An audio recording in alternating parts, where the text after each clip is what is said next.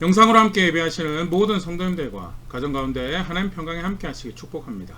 우리 함께 말씀 보겠습니다. 민수기 14장 3절 말씀입니다. 민수기 14장 3절 말씀 우리 함께 읽겠습니다. 어찌하여 여호와가 우리를 그 땅으로 인도하여 칼에 쓰러지게 하려 하느냐가 우리 처자가 사로잡히리니 애굽으로 돌아가는 것이 낫지 아니하랴. 아멘. 민수기 13장 14장에 걸쳐서 가데스 바네아에서 발생했던 사건 가운데 이스라엘 백성들이 아주 고상하게 하나님께 불순종하며 했던 핑계에 대해서 간략하게 소개하고 있는 그런 말씀 함께 읽었는데요. 오늘 13장 14장에 기록되어 있는 이 가데스 바네아에서 발생했던 사건 함께 살펴보며 또 우리가 살아야 될 신앙에 대해서 함께 생각해 보도록 하겠습니다. 민수기 13장 14장에 기록된 사건은요, 이렇게 시작을 하게 됩니다. 신명기 1장 22절에 그 앞선 정황을 간략하게 소개를 하고 있는데 1장 22절 보면요, 너희가 다 내 앞으로 나와 말하기를 우리가 사람을 우리보다 먼저 보내어 우리를 위하여 그 땅을 정탐하고 어느 길로 올라가야 할 것과 어느 성읍으로 들어가야 할 것을 우리에게 알리게 하자 하기에. 가데스 바네아에 당도하였을 때 이스라엘 백성들이 이제 가나안이 남쪽에서 진입하는 어떤 초입이 되는 그런 장소인데요. 이스라엘 백성들이 모세에게 와서 우리 정탐을 좀 해가지고 길을 보면 좋을 것 같다라고 이야기를 하게 되고요. 하나님께서도 이 일에 대해서 허용을 하십니다. 민수기 13장 1절 말씀, 여호와께서 모세에게 말씀하여 이르시되 사람을 보내어 내가 이스라엘 자손에게 주는 가나안 땅을 정탐하게 하되 그들의 조상의 가문 각 지파 중에서 지휘관 자 한 사람씩 보내라 하면서 각 지파에서 한 사람씩 선택하여서 정탐꾼을 꾸려서 주시기로 하신 땅을 정탐을 미리 살펴보도록 하라라고 하나님께서 허용을 하시게 되고요. 우리 지난 장에 살펴봤던 70인 리더랑은 다른 인물들이 12명이 뽑혀서 이제 정탐을 하게 됩니다. 그 중에 여호수아라는 사람도 한 명이 뽑히게 되는데요. 특히 이제 민수기 13장 본문에 그런 표현이 등장을 해요. 호세, 원래 이름이 호세아인데 모세가 여호수아라고 불렀다라고 관련이 있는 이름이긴 합니다. 호세아가 그가 우리를 그가 구원하신다라고요. 여호수아 같은 경우는 여호와가 구원하신다라는 의미를 가지고 있고요. 어떤 여호수아에 대한 신임의 표현 또는 그에 대한 모세의 마음을 또 보일 수 있는 그런 한 대목이 소개가 되어지고 있는데요. 그렇게 여호수아 갈렙이 포함된 12명의 정탐꾼이 이제 가데스 바네아를 정탐을 합니다. 민수기 13장 21절에 이렇게 그 정탐 요정에 대해서 간단하게 이렇게 보일 수가 있는데요. 이에 그들이 올라가서 땅을 정탐하되 신광야에서부터 하맛어기 르흡에 이르렀고, 신광야라는 장소가 소개가 되어지고 있는데요. 남쪽이죠. 하맛어기 르흡은요, 시리아의 다마스커스, 성경의 다메섹으로 표현되는 그 다메섹보다도 북쪽에 있는 지역으로 학자들이 그렇게 이야기를 합니다. 그리고 쉽게 말해서 남쪽부터 북쪽 끝까지 샅샅이 다 살펴보고요. 또 특별히 언급되는 장소가 22절에 보면 헤브론이라는 곳이 언급이 됩니다. 또 네겝으로 올라가서 헤브론에 이르렀으니 헤브론은 애굽 소환보다 7년 전에 세운 것이라. 그곳에 아낙 자손 아히만과 세세와 달메가 있었더라 라면서 다른 여러 지역도 살펴봤겠지만 특별히 헤브론이 언급된 것은 학자들이 이야기할 때 사실 이 헤브론의 인근 땅에 아브라함의 땅이 있었죠. 아브라함이 구입한 정식으로 소유권을 주장할 수 있는 땅.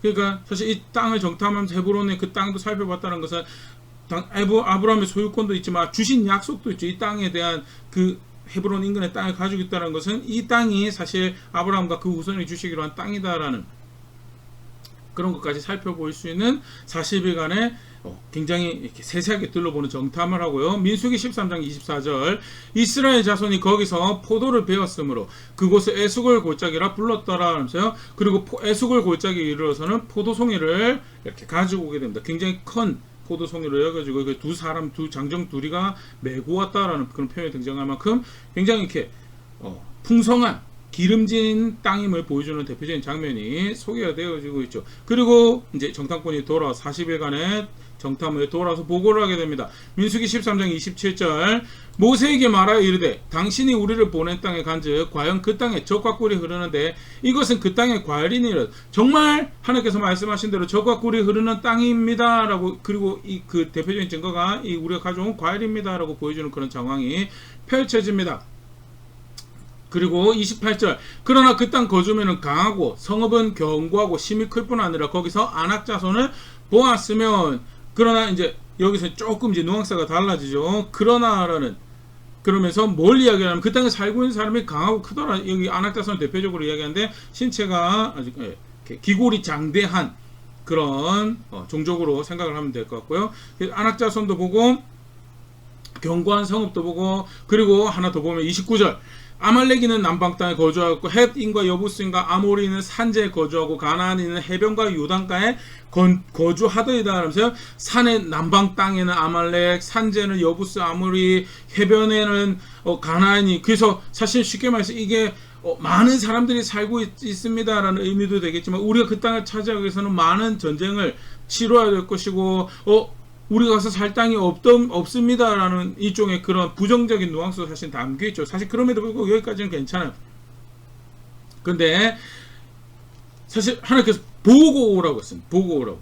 그리고 이 땅 여기까지 이르러서 그 땅을 향할 수 있다는 사실 자체가 하나님 은혜로 지금 진행되고 있고 보고 왔는데, 그 다음에 이 보고 분석한 거에 대한 결정을 누가 내리느냐, 그것도 12정탐꾼이 내려버리더라라는 것이 이제 여기서부터 문제가 시작되죠. 민수기 13장 30절 갈렙이 모세 앞에서 백성을 조용하게 하고 이르되 우리가 곧 올라가서 그 땅을 취하자 능히 이기리라 하나. 이제 정탐을 하고 갔던 갈렙, 또 아울러서 여호수아가 이렇게 좋은 땅 하나님께서 주시겠다고 하셨으니까, 물론 눈앞에 보이는 문제들이 있지만 우리가 하나님께로 주시기로 하셨으니까 올라가자라고, 그러면 우리가 취할 수 있을 것을, 왜 하나님께로 주신다라고 말씀하셨으니까.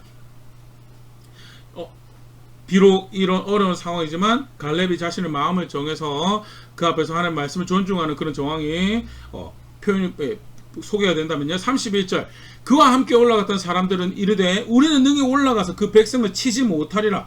그들은 우리보다 강하니라 하고, 좀 전에도 이야기 드렸던 것처럼요, 가서 정탐하고 분석하는 것까지 문제가 전혀 안 됩니다. 그리고 우리가 시작하면 살펴봤죠. 하나님께서 허락하신 일이었어요. 때때로는 그 보고 분석하고 하는 것 자체도, 분별하는 것 자체도 신앙이 아닌 것처럼 그렇게 생각하는 경향도 있는데, 아니요, 하나님께서 하나님 형상을 만들면서 관찰력을 주셨고 분석력을 주셨고 논리력을 주셨고요. 그래서 그것을 활용하고 그것을 사용해서 하나님 뜻을 이뤄갈 수 있도록 그렇게 인도해 가십니다. 그것까지는 괜찮아요. 그런데 중요한 것은 그걸 가지고 결정을 내리는데 거기 하나님이 없어요. 결정을 내리는데 하나님 말씀이 없어요. 문제는 거기서부터 시작이 되고, 단순히 거기서 그걸로 끝난 것이 아니고, 좀 전에 얘기했던 시작이라는 게, 이 하나님을 존중하지 않는 이 불신앙이 비슷한 생각을 가지고 있었던 이스라엘 백성들 전체에 불을 지피는 그런 결과를 만들어내고 14장에 이제 이런 식으로 그 일이 이제 진행이 됩니다. 민수기 14장 1절 온 회중이 소리 높여 부르짖으며 백성이 밤새도록 통곡하였더라. 소리 높여 부정적인 이야기를 했는데 우리 거기 가면 망할 겁니다. 우린 못 올라갈 겁니다. 라고 하는 이야기를 소리 높여 밤새 통곡하면서, 그리고 뭐라고 이야기하는가. 2절 이스라엘 자손이 다 모세와 아론을 원망하며 온 회중이 그들에게 이르되 우리가 애굽 땅에서 죽었거나 이 광야에서 죽었으면 좋았을 것을. 굉장히 사실 말이 안 되는 이야기를 하고 있어요. 애굽 땅에서 어떤 이 꼴을 당했고 험난한 광야 여정 가운데 하나님 보호하시며 인도하시며 은혜가 어땠는데, 하나님이 소망이 되셨고 생명이 되시고 살 길이 되셨다는 사실을 전혀 인정하지 않는, 존중하지 않는 그런 모습이 등장하고 있으면서 우리가 읽었던 요절 말씀이죠. 어찌하여 여호와가 우리를 그 땅으로 인도하여 칼에 쓰러지게 하려 하는가. 우리 처자가 사로잡히리니 애굽으로 돌아가는 것이 낫지 아니하랴 라면서 굉장히 고상하게 얘기합니다.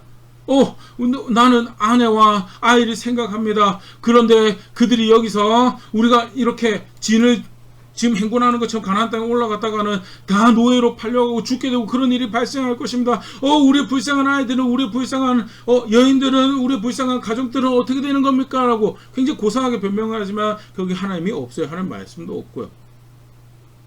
그리고 마치 더 사실은 노골적으로 표현하면 자기들이 마치 자신의 가족을 위해서, 자신의 아내를 위해서, 자신의 자녀들을 위해서 최선의 것을 이야기해 줄 수 있고 그 길을, 그런 경험과 길이 있는 사람인 것처럼 이야기하고 굉장히 속이는 거죠.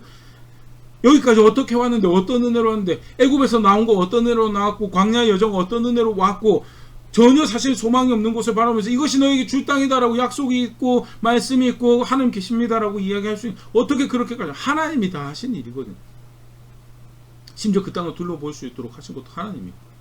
그런데 전혀 하나님을 존중하는 것이 없는 그런 이해 가운데 결국 그들이 순종하지 않기로 한, 노골적으로 이제 결론이 그렇습니다. 4절.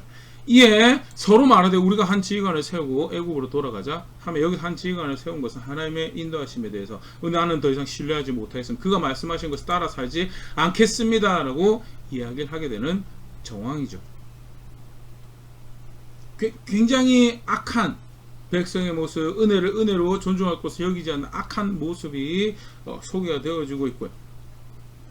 갈렙과 여호수아가 이 이야기를, 모세가 이 이야기를 듣고 옷을 찢고 갈렙과 여호수아가 옆에 있으면서 다 호소합니다. 백성들이 호소합니다. 민수기 14장 8절 9절이죠. 여호와께서 우리를 인도하시며 우리를 그 땅으로 인도하여 들이시고 그 땅을 우리에게 주시리라. 이는 과연 적과 꿀이 흐르는 땅이니라. 하나님께서 약속하신 것을 이루어가시, 지금껏 그렇게 해왔던 것을 하나님께서 그 약속을 이루어 우리가 다만 할 것은 하나님 말씀 존중하는 거다. 9절. 다만 여호와를 거역하지 말라. 또 그 땅 백성을 두려워하지 말라. 그들은 우리의 먹이라. 그들의 보호자는 그들에게서 떠났고 여호와는 우리와 함께 하시느니라. 그들을 두려워하지 말라. 하나님 거역하지 말라고 말씀하신 대로 하라고. 거역하지 말라라고. 하나님이 하실 일이기 때문에 우리가 가져야 될 자세가 뭐냐? 하나님 말씀에 순종하는 거라고. 사실은 이야기 정황상 하나님께서 갈렙과 여호수아의 입술을 통해서 이스라엘 백성들을 회개할 기회를, 돌이킬 수 있는 기회를 주는 거죠. 굉장히 정황상 볼 때 찰나 같은 장면이지만요. 다 둘도 없이 다 이 백성들이, 반역하는 백성들에게 주어지는 중요한 아주 소중한 기회였죠. 여기서라도 돌이킬 수 있는 기회를 하나님께서 주신 건데요. 10절입니다. 온 회중이 그들을 돌로 치려 하는데 그때 여호와의 영광이 회막에서 이스라엘 모든 자손에게 나타나시니라. 듣지 않습니다. 너네 잘못하고 있고 그 바르지 않다, 그 하나님 존중하는 것이 아니다. 하나님은 능히 그 일을 할 수 있고 하나님 존중하라고. 그래서 그 말씀 순종하라고. 너의 생각을 바꾸고 마음 바꾸고 자세를 바꾸라고 이야기하는데 거기 듣지 않아요. 그리고 오히려 돌을 대적하는 거죠. 그 초청에 대해서 하나님께서 간섭하십니다. 하나님께서 간섭하시는데요. 민수기 14장 11절 말씀입니다. 여호와께서 모세에게 이르시되 이 백성이 어느 때까지 나를 멸시하겠느냐? 내가 그들 중에 많은 이적을 행하였으나 어느 때까지 나를 믿지 않겠느냐? 그래서 굉장히 사실 멸시를 당한 거죠. 하나님께서 멸시. 어떻게 내가 돌보고 어떻게 생각하고 어떻게 위했는데, 그날 아침에 소위 그런 얘기, 그날 아침에도 만나 먹었을 거고요. 그날 아침에도 구름기둥 불기둥의 은혜를, 그날 하루도 구름기둥 불기둥의 은혜를 경험하고 있었을 거고요. 그런 상황에서 조금 더 생각을 해보면요, 분명히 그 전에 맞닥뜨렸던 안식일날 함께 모여서 제사하고, 그런 중에 아론을 통해서 여호와 너에게 복 주시기 원하시는, 지키시기 원하시는 하나님이고 그가 너에게 평강을 주시기 원하시는 하나님이라는 거 다시 한 번 더 재확인하는 그런 은혜를 누렸던 백성이에요. 그럼에도 불구하고 그가 우리를 생명으로 복으로 지킴으로 인도하시지 않는다라고 이야기하면서 다른 길 만들어 가자라고, 그 말씀을 우리가 순종할 수 없습니다라고 이야기하는 정황이 펼쳐진 거고요. 하나님께서 멸시당하셨다라고 이야기하고 11절에 이렇게 말씀하시면, 내가 전염병을 그들을 쳐서 멸하고 너에게 그들보다 크고 강한 나라를 이루게 하리라 하면서, 모세 너를 통해서 새로운 나라를 내가 만들겠다라고 말씀하시는 정황이 펼쳐지게 됩니다. 굉장히 사실은 엄청난 반역이죠. 언약을 깨뜨려버리는 정황. 비슷한 표현을 우리가 사실은 출애굽기 32장에서 봤었고요. 그래서 충분히 얼마나 그들이 언약을 멸시하고 그 언약을 멸시하는가 다시 추정해 볼 수 있는 그런 대목인데요. 여기서 모세가 하나님께 간구합니다. 모세가 간구하는 내용은 간단히 보면 민수기 14장 15절부터 보면요. 15절. 이제 주께서 이 백성을 하나같이 죽이시면 주의 명성을 들은 여러 나라가 말하여 이르기를. 여기서 모세가 고려하고 정말 위하고 있는 건 하나님 명성이었다라는 거 보일 수 있는 대표적인 장면이죠. 백성을 아끼죠. 사랑합니다. 근데 그거보다 더 우선했던 거는 하나님이 영광을, 하나님께서 애굽의 담장을 허무시고 광야의 길을 인도하셔서 이곳까지 온 것 주변 백성들이 다 알고 있습니다. 그런데 지금 여기 와서 하나님께서 이 백성들을 죽이시면 그 명성에 대해서 이 다른 나라들이 14장 16절 여호와가 이 백성에게 주기로 맹세한 땅에 인도할 능력이 없었으므로 광야에서 죽였다 하리이다. 그래서 애국 이집트에서 꺼내오긴 했는데 이 땅을 주실 능력이 없어서 죽였다라고 하는 그러한 하나님의 명성에 누가 되는 일이 발생하지 않겠습니까? 사실 하나님의 영광을 받으셔야 되는데 항상 하나님의 영광을 받으셔야 이 일 가운데 하나님께서 영광을 받으셔야 됩니다. 우리 지난 시간이었죠. 죄송합니다. 지난 시간이었죠. 하나님께서 모세에 대해서 이야기할 때 이 모세는 그런 환상 보는 이들과 예언하는 이들과 다르다라고. 이는 여호와의 집에 내 집에 충실했다라고 충성됐다라고 표현은 실제로 모세가 하나님께 충성됐다라는 것을 다시 한 번 더 보일 수 있는 대표적인 장면. 이 장면을 중보했다라고 이야기합니다. 맞습니다. 백성과 범죄하는 백성과 하나님 사이의 선 그런 중보하는 장면이기도 하죠. 그런데 아울러서 사실은 더 근본적으로 모세가 얼마나 하나님을 존중하고 있었던지 하나님 영광 받으시고 조금이라도 자기 나라와 자기 명예 자기 뜻이 이루어지는 것 자기가 원하는 게 이루어지는 게 목적이 있으면 맞습니다. 하나님 이제 저들 없으시고 저를 통해서 나라를 하나 세우시죠 라고 이야기해도 사실은 모세 입장에서는 지금까지 한 수고가 있었기 때문에 충분히 그럴 자격이 있습니다라고 이야기할 수 있는 정황인데 그렇게 하지 않았다라는 것. 하나님 집에 얼마나 모세가 하나님께 얼마나 충성하고 있었던가에 대해서. 그래서 이 상황에서도 하나님이 영광 받으셔야 됩니다가 그의 간구의 주 내용이었다라는 것. 그래서 용서해달라는 이야기가 등장을 하고 있죠. 민수기 14장 19절입니다. 구하옵나니 주의 인자의 관대하심을 따라 이 백성의 죄악을 사하시되 애굽에서부터 지금까지 이 백성을 사하신 것 같이 사하시옵소서. 사실 지명하기 때문에 좀 이렇게 줄이긴 했는데요. 하나님 직접적인 계시를 근거해서 인자하시고 자비로우시고 사랑이 풍성하시고 하나님 그렇게 가르치지 않으셨습니까? 제발 그 인자한 관대하심에 따라서 다시 한번 긍휼히 여겨달라고 자비를 베풀어 달라고 간구하는 모세가 소개가 되어 있고 하나님께서 그 간구를 받으십니다. 민수기 14장 20절 여호와께서 이르시되 내가 너의 말대로 사하노라. 그래서 다 죽여버린 거 그거 안 하시겠다라고 하십니다. 그럼에도 불구하고 내가 죄를 죄라고 하겠다는 다르게 표현하면요 백성들에게 그것이 얼마나 심각한 문제를 야기하는 행동이었는지 자세였는지 그들에게 가르치겠다라는 거죠. 그래서 사실은 심판이었다라고 표현하기에는 왜냐하면 다 죽여버리는 게 사실은 그 죄에 대한 벌이 제대로 처벌이 된 거거든요. 하나님께서 죄에 대한 처벌을 다 묻지 않으셨어요. 분명히 성경 확인하고 그럼에도 불구하고 이제 소위 말하는 이제 뒤에 우리 살펴볼 텐데 40년 동안 광야를 유리하게 되는 벌이 선언되어지는 건요. 그 심판에서 그래서 죄에 대한 책임을 오롯이 졌다라고 표현하기에는 다 멸망당하지 않았기 때문에 자비를 베푸셨다라는 그래서 성경에서 사실 20절에서 그게 내가 사했다라고 말씀하고 계시죠. 그럼에도 불구하고 22절 내 영광과 애국과 광야에서 행한 내 이적을 보고서도 이같이 10번이나 나를 시험하고 내 목소리를 청종하지 아니한 그 사람들은 내가 그들의 조상에게 맹세한 땅을 결단코 보지 못할 것이요 또 나를 멸시하는 사람은 한 사람도 그것을 보지 못하리라 라면서요. 그렇게 거역했던 사람들 특별히 20세 이상의 민수기 시작하면서 함께 살펴볼 책임이 있는 20세 이상의 어른들에 대해서 책임을 물을 것이다. 10번이나 시험하고 나를 존중하지 않는 나의 목소리를 나의 말씀을 청종하지 않는 그 사람들에게 그것이 죄임을 내가 가르칠 것이고 그래서 그들은 그 땅을 보지 못할 것이다 라고 그러면서 뭐라고 말씀하시냐면 24절에 그러나 내 종 갈렙은 그 마음이 그들과 달라서 나를 온전히 따랐은즉 그가 갔던 땅으로 내가 그를 인도하여 드리리니 그의 자손이 그 땅을 차지하리라. 갈렙 여기서 갈렙을 이야기하시는 대표적 갈렙을 이야기하시는데 뒤에 갈렙과 여호수아라고 이야기하시면서요. 여기서는 24절에서는 이게 강조되고 있는 게 그 마음이 그들과 달라서 왜 불순종하는가? 왜 그렇게 원망하고 불평하는가? 결국 마음의 문제였다는 거죠. 다르게 표현하면요. 의를 행하지 않은 것, 순종하지 않은 것, 하나님 말씀에 청종하지 않은 거. 10번 그렇게 하고 나서도 이스라엘 백성들 하나님 실수했습니다라고 할 수 있어요. 그럼에도 불구하고 하나님 뭐라고 이야기하시냐. 그거는 그들의 마음이 썩었기 때문에 그렇다라는 거에 대해서. 그들의 마음이 썩었기 때문에 그렇다라는 거.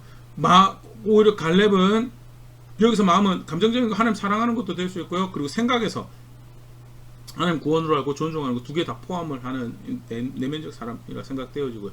분명한 것은 그들이 그렇게 불순종한 것은 그들의 마음의 문제였다라고 말씀을 하고 계신 거 눈여볼 수 있고, 그러면서 그렇게 갈렙과 여호수아 이런 상황에서도 돌을 맞을 뻔하고 죽임 당할 뻔한 이 상황에서도 나를 존중한 그들에게는 내가 그들이 바른 고백을 만들었던 거예요. 지지할 것이. 그래서 그 갈렙과 여호수아는 약속으로 한 땅을 보게 될 것이다, 들어가게 될 것이다라는 것을 말씀을 하시고요. 그러나 그러지 않았던 사람들에 대해서 내가 그 죄를 물을 것이다라고. 그래서 같이 정탐 갔던 나머지 10명은 14장에 그렇게 표현되어 있습니다. 하나님께 재앙으로 치셨다라고. 전염병으로 해서 죽었던 것으로 여겨지고요.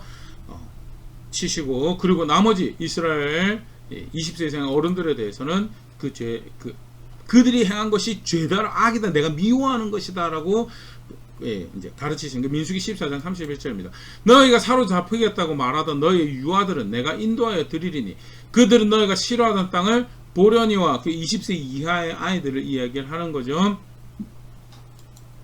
너희의 시체는 이 광야에 엎드러질 것이고 20세 이상의 어른들은 죽을 것이다. 민수기 14장 33절 너희의 자녀들은 너희 반역한 죄를 지고 너희의 시체가 광야에 소멸되기까지 40년을 광야에서 방황하는 자가 되리라. 너희는 그 땅을 정탐한 날 수인 40일의 하루를 1년으로 쳐서 그 40년간 너희의 죄악을 담당할지니 너희는 그제서야 내가 싫어하면 어떻게 되는지를 알리라 하셨다 하라는 죄. 자칫 잘못 읽으면 하나님 감정적으로 싫어가지고, 아니요, 하나님이 죄에 대해서 미워하시는 분이시고요. 그들이 범한 죄가 이토록 심각한 일을 만드는, 그래서 그것을 가르치시죠. 그건 죄다라는 거예요. 우리가 실수했습니다. 실수 따위가 아니고 나를 대적하는 죄다라고 가르치. 그것은 니들의 마음이 삐뚤어져서다라고 그걸 말씀하시면서 굉장히 흥미로운 게, 우리 앞에 살펴봤지만 그들이 고상하게 이야기했던 변명이 우리는 우리의 아이와 우리 아이들과 우리의 아내들과 우리 가정을 위합니다. 그래서 우리는 하는 말씀하신 대로 갈 수가 없습니다. 다른 인도자를 세우시라고 이야기했던 거에 대해서 하나님께서 살짝 비꼬는 것처럼 너희가 진짜 너희 가족을 위하는 것은 아니다라고. 너희는 너희 가족을 위하지 않았다라고.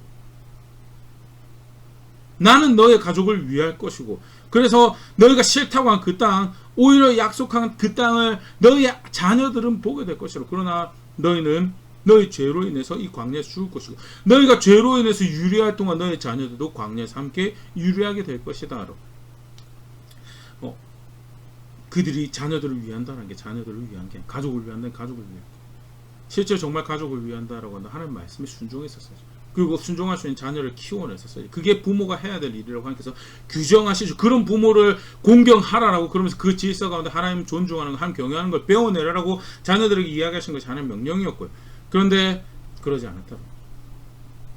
너희가 너희 임의의 생각과 계산과 분석과 판단으로 너희 자녀를 위한다, 그 자녀를 위하는 게 아니. 정말 자녀를 위한다라면 좀 전에 얘기했던 게 하나님 말씀 존중할 수, 너희가 먼저 하나님 말씀 순종하고 그 아이가 하나님 말씀 순종할 수, 정말 생명을 주신 분이, 구원을 주신, 약속한 땅을 그 하나님 나라 주신 분이 누구신? 하나님이신데 줄 수 없는 걸 줄 수 있는 것처럼 스스로 속이며 그 거짓된 죄, 그것을 스스로만, 그 독을 스스로만 먹는 게 뱉어내가지고 다 나눠먹게만 그런 악을 행한 거예요. 그 죄다라고. 그리고 하나님께서 갚으실 거다.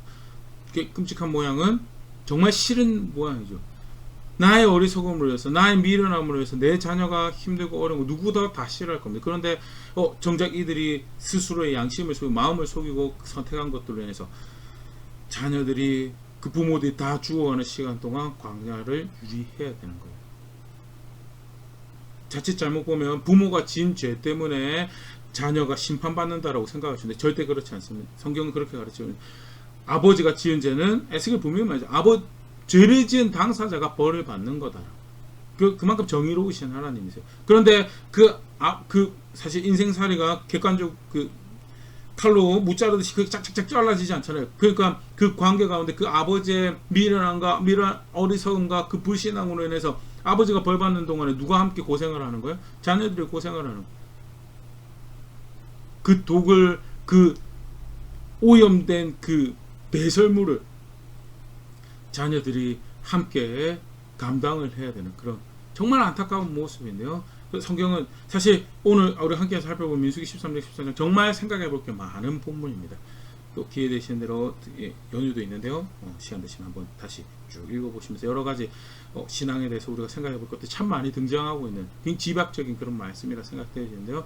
근데 대표적인 내용을 하나 꼽아보라고 하면 여러 가지 생각해 볼 수 있는데요. 분명하게 하나 우리가 볼 수 있는 본문에서 그들이 뭐라고 핑계를 했던가? 우리 이렇게 우리 처자식 위합니다. 너네 그거 처자식 위한 것이 아니다라고. 나는 이렇게 우리 가족을 위합니다. 아니다라고. 거짓말하지 말라라고. 오히려 너희의 그 어리석음을 해서 그 짐을 지고 자녀들이 광야를 유지할 거야. 너희가 다 죽어 없어질 때까지 유지할 것이다라고. 그리고 그게 그렇게 하나님께서 싫어하는 죄다라는 거예요. 실수 따위가 아니고 그게 죄다라고 하나님께서 가르치시는 것으로 민수 14장에 이렇게 마무리되어진다. 이 말씀을 받았던 이 하나님의 그 간섭을 또는 하나님 가르치심을 받았던 이스라엘 백성들이 사실 여기서라도 돌이켰었어야 되는데 그 하나님 말씀을 받자. 기본적으로 이 사람들이 얼마나 상태가 그 마음이 부정한지에 대해서 그 말씀 받지 않아요. 그 말씀 받지 않고 민수기 14장 40절 아침에 일찍 일어나 산꼭대기로 올라가며 이르되 보소서 우리가 여기 있나이다. 우리가 여호와께서 허락하신 곳으로 올라가리니 우리가 범죄하였음이니이다. 아니 하나님께서 이때 너희한테 주시지 않겠다라고 너에게 주시지 않겠다라고 다시 홍해길로 내려가라라고 이야기하시는 그런 정황인데 우리가 올라가겠습니다. 이거는 무슨 경우인가? 여전히 이들은 하나님 말씀을 존중할 생각이 없구나. 하나님 가르치신 대로 따라 아까도 제가 얘기했지만 사실은 그렇게밖에 생각을 우리가 실수했습니다. 아니다 넌 죄지었다라고 마음이 썩어서 죄지었다라고 하는데도 아니 그 우리 실수했습니다. 아니 너희 마음이 썩었다라고 죄를 지었다라고 하나님께서 그래서 내려가라라고 이야기했는데 아니 우리 올라가겠습니다. 정말 끝끝내 하나님을 존중하는 게 하나도 스스로가 하나도 없다라는 것을 다시 확인하고 있는 그런 백성의 모습. 41절입니다. 모세가 이르되 너희가 어찌하여 이제 여호와의 명령을 범하느냐 이 일이 형통하지 못하리라. 또 하나님의 말씀을 어기냐라고.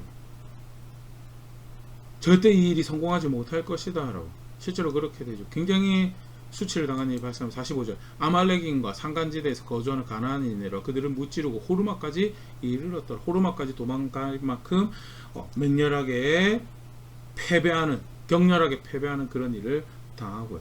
하나님과 함께하는 백성이라면 하나님 그 일이 지지를 하지 않아요. 왜? 자기들 마음대로. 이미 말씀을 주셨는데 그 말씀에 대해 귀 기울여 존중할 생각이 하나도 없더라라는. 하나님 말씀하신 대로 그들의 마음이 갈렙과 다르더라라는. 불순종 순종의 그 차이가 결국 그들이 무슨 자세를 무슨 마음을 무슨 생각을 가지고 있었던 돼. 거기서 결국 등장하게 되는 거고. 안타까운 모습이. 그래서 민수기 안에서 사실 굉장히 중요한 출애굽 여정이 굉장히 분수령과 같은 그런 사건이 오늘 함께 살펴봤던 사건인데요. 좀 전에 얘기드렸던 것처럼 다양하게 생각해볼 게 참 많이 등장을 합니다. 네, 두 가지 정도 같이 다시 한 번 더 점검을 해보시면 좋을 것 같은데요. 순종하지 않는 것, 의를 따라 살아가지 않는 하나님 말씀 따라가지 않는 것 무엇의 문제냐? 마음의 문제다. 마음의 문제.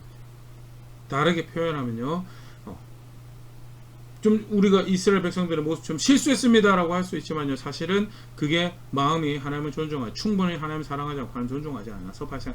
아무리 사랑합니다 찬양하고 사랑합니다 기도하고 그래도 사실은 의를 따라 살아가지 않는 것, 진실되게 살아가지 않는, 공정하게 살아가는 것, 하나님께서 바라시는 그 경건을 살아내지 않는 것, 거룩하다라고 한 거 살아내지 않는 것, 기준을 쫓아가는 의로움을 살아내지 않는 것, 결국 그 마음이 썩어서 그렇다. 다르게 표현하면 애시당초 네가 마음에서부터 하나님 존중하고 있지 않다라는 거를 이야기해요. 실수였습니다. 실수였으면요 사실은 회개를 못해요. 제 마음이 썩었습니다라고 하면요. 썩어버린 마음에 대해서 도대체 뭐가 내가 무슨 생각을 잘못하고 있어, 어떻게 마음을 잘못 쓰고 있었던가에 대해서 거기서 돌이킬 수가 있어요. 그런데 돌이킬 생각이 없죠. 마음이 썩어서요. 뭐라고 해야 되냐, 마음의 문제. 그들의 마음이 갈렙과 같지 않고, 갈렙은 그들과 달리 마음에서 온전히 마음이 다르고 온전히 나를 존중했다라고 이야기를 하시는 거예요. 야고보서 3장 12절 말씀 같이 한번 보겠습니다.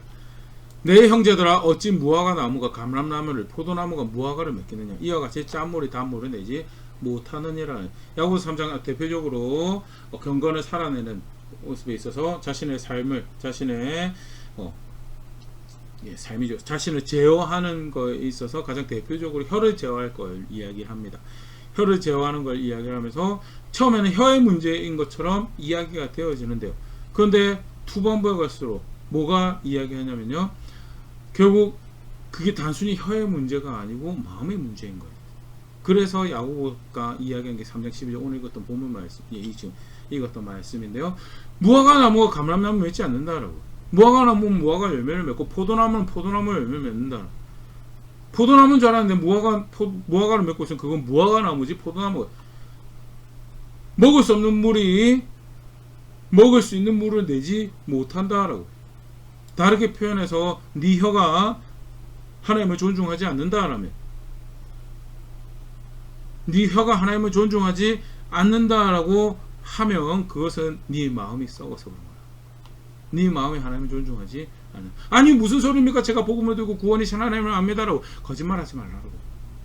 구원이신 하나님을 존중하지, 그가 구원이 되시지 않아서 네 혀가 그렇게 이야기를 하고 있는, 그가 구원이 되지 않으셔서 네가 그를 존중하지 않는 거다라고 이야기하는, 마음의 문제다라는.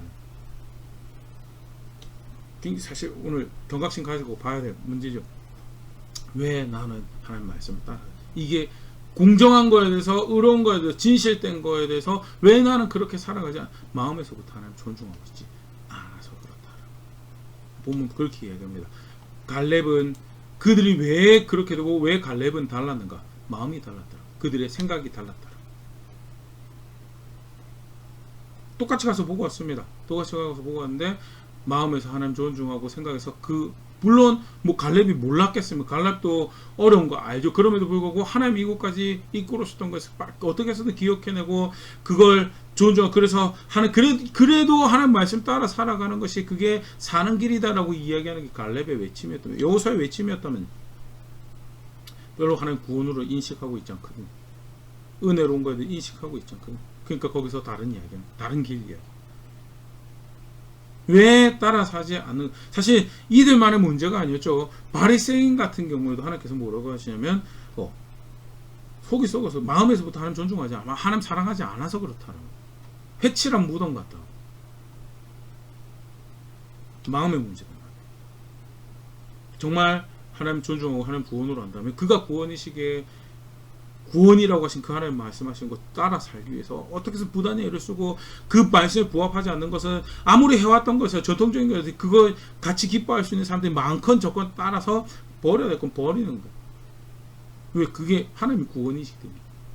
왜 그거 안 버리느냐? 마음이 안 그거. 궁극적으로는 하나님이 구원이 아니신 거예요. 그래서 이스라엘 백성들이 가데스 바네아에서 12정탐꾼 사건, 이것이 불신앙이라고, 하나님 믿지 않아서 발생한 일이라고. 하나 더 다시 보면요, 하나님이 구원이시다라는 거죠. 빽빽하게 가나안 백성들이, 아말렉 사람들이 그 땅을 점령하고 살고 있고 기골이 장대하고, 과연 적과 꿀이 흐르는 땅이지만 절대 우리는 차지할 수 없습니다. 아니, 하나님이 구원이셨다.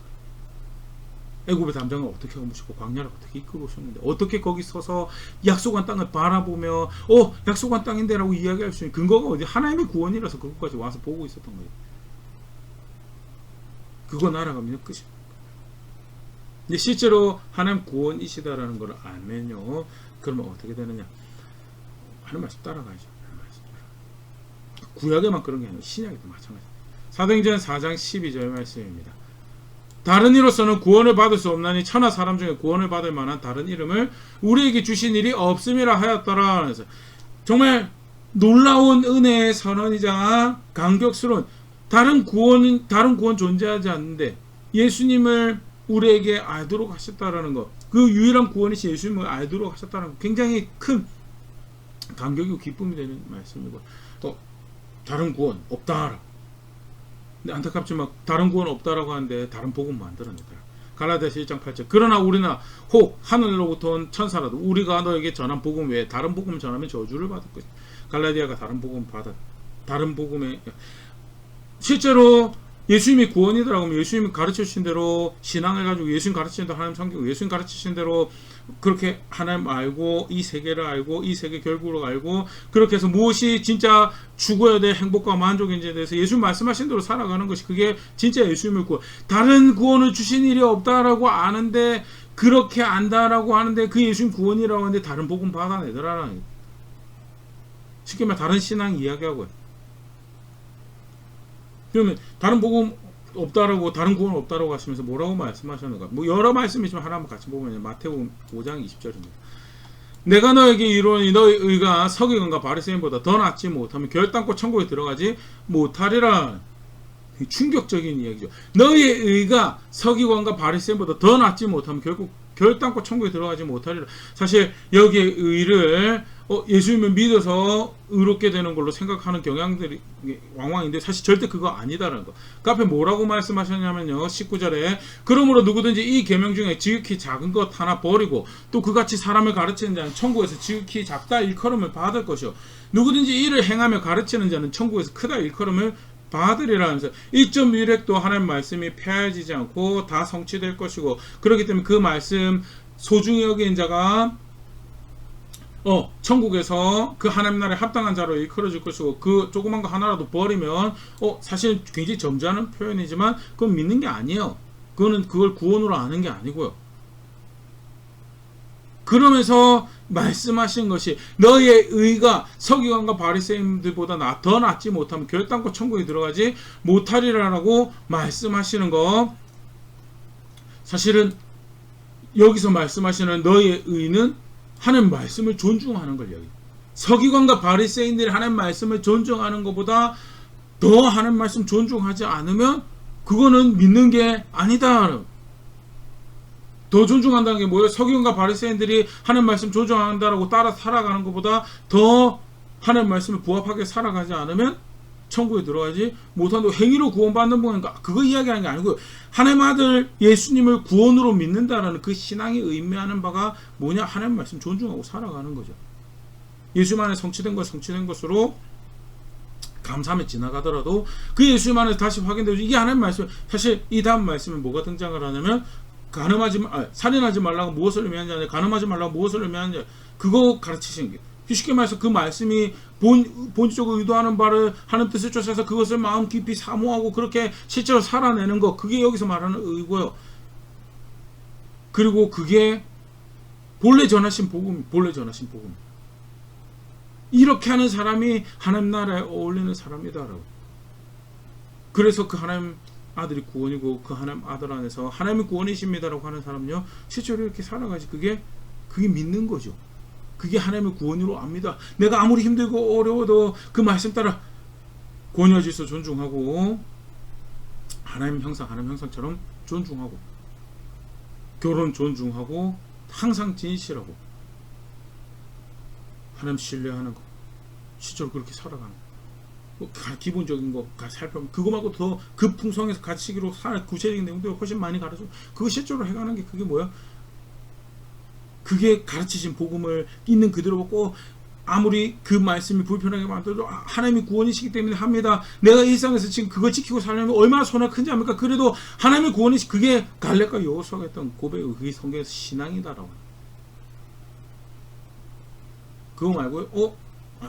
지금 이거는 내가 생각할 때 이게 더 중요한 건데 내 마음, 내가 계획한 거, 내가 계산한 거 이루어진 그게 더 그거는요. 오늘 본문에서 그렇게 얘기합니다. 마음에서부터 나를 존중. 그 마음이 썩었다. 마음 존중해. 마음이 나를 존중하지 않아. 나를 구원으로 알지. 생각이 나를 구원으로 알지 않고 마음이 나를 존중하지 않아. 나를 복으로 알지 않고 나를 생명으로, 나를 지키시는 일로 알지 않기 때문에 발생하는 일이다라고 이야기해요. 실제로 하나님 구원이다라고 할 때 살아내야 될 분명한 신앙의 모습이 있다라는 거.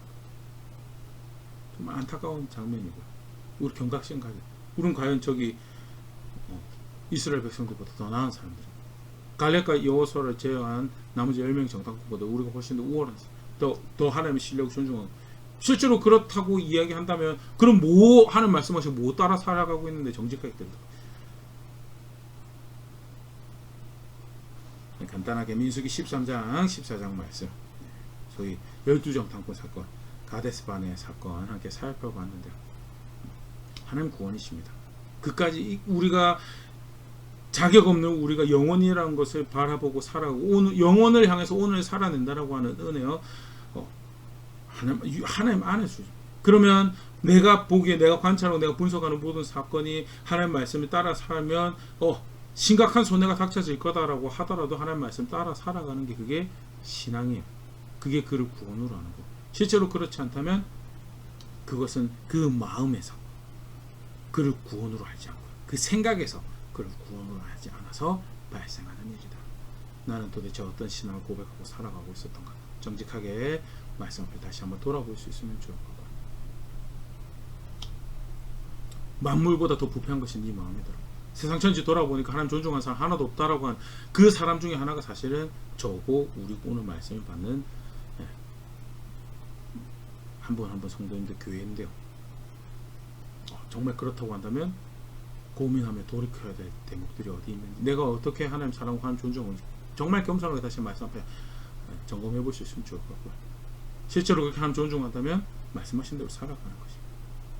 너희의 의가 서기관과 바리새인보다 더 낫잖아요. 너희가 하나님 말씀 존중한다라는 것이 서기관과 바리새인보다 너희가 하나님 말씀 따라 그 아들의 말씀을 따라 살아간다는 것이 서기관과 바리새인들보다 더 낫지 못하면 그건 믿는 게 아니다. 분명히 입어야 될 옷, 새롭게 익혀야 될 습관들, 그런 거룩함을 향한 여정들을 살아내며 구원이 어디 있는지 압니다. 소망이 어디 있는지 압니다라고. 내가 무엇에 이때요 영혼을 향해 오늘 하루 또 살아가는지 압니다라고 고백하는 자리는 그런 제가 될 수 있으면 좋을 것 같아요. 그렇게 함께 성숙해져가는 우리 교회 될 수 있으면 좋을 것 같습니다.